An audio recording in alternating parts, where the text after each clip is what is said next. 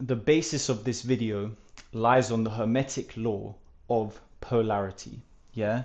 What is polarity? Well, in Hermeticism, it states that everything in the universe has an opposite side, right? Everything is just one form on a spectrum where both ends are the opposite thing, right? Whether it's heat and cold, you know, up, down, man, woman, light, dark. With this in mind, yeah, if everything has an opposite side, everything, we must have an opposite side as well. Like to me, it's obvious, and I feel like whenever I say this to people, it's like, oh well, like there's just not enough scientific evidence for us having a non-physical body or a spirit or a soul or whatever you want to call it. To me, it's just very, very, very obvious. And it's kind of ironic using science as a way to prove or disprove it, because science is very material. Like science is focused on what you can see and perceive with your senses. If you can't measure it physically, then it's not there. That's a very handicapped way of looking at things, because our senses are so limited. I mentioned this before. Our eyes can only see 0.035% of what's actually in front of us, like the electromagnetic spectrum. We can only pick up that much of the electromagnetic spectrum. So naturally, I'm going to say, okay, well, science is just a perspective. It's not truth, right? It's the human physical perspective, right? The measured physical perspective of our human senses. It can't be truth. When you have a psychedelic experience, your perception is completely altered. You start seeing shapes, you start seeing entities, you start interacting with things that you've never seen before in your life, yet you firmly believe that you interact with them, right? So if that's us experiencing more than what we can normally see, I think it's fair to say that just because science says there isn't evidence for a non-physical body doesn't mean we don't have a non-physical body. Like, I've always accepted that we have a non-physical body, right?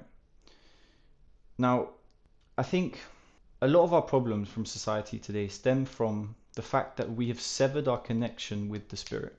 We place too much value on material things, and that's why there's so much greed and so much hunger for power, and like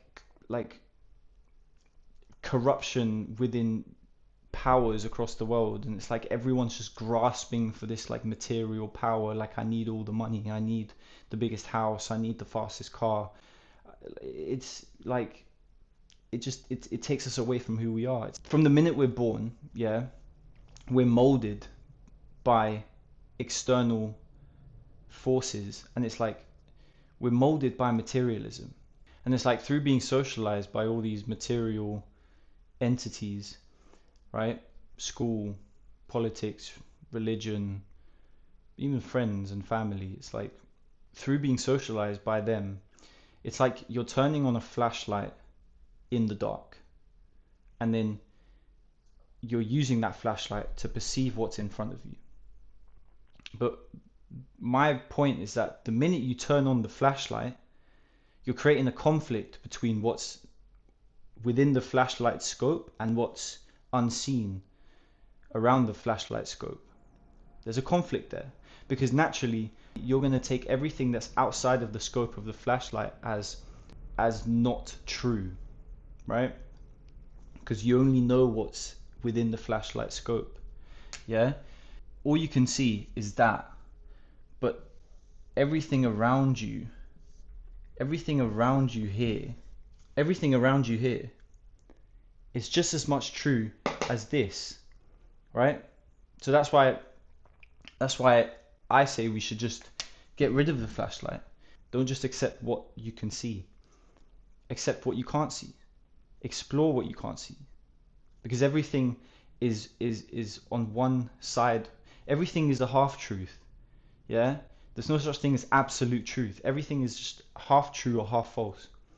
Yeah, so because we're so limited by our five senses, it's, in my opinion, only natural to say, well, why the hell do we think that what we can see, hear, smell, touch, and taste is objective truth?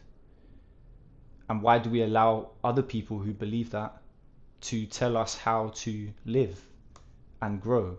It's simple to me, you know. And coming back to the law of polarity, it's like if there's hot and cold, if there's light and dark, if there's up and down, if there's left and right, if everything has opposites, what's the opposite of our physical body? We know our physical body exists. So why is it correct to say that that's all that exists? Why are we exempt from the law of polarity? Like we have to have a non-physical body. And it's in that non-physical body that you will discover your true power.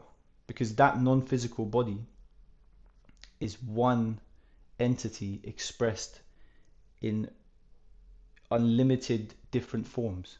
Me being one, you being another, your family being the others, everyone. Yeah? It's just a different expression of this one form, which our spiritual body is made of. Yeah? So just question everything.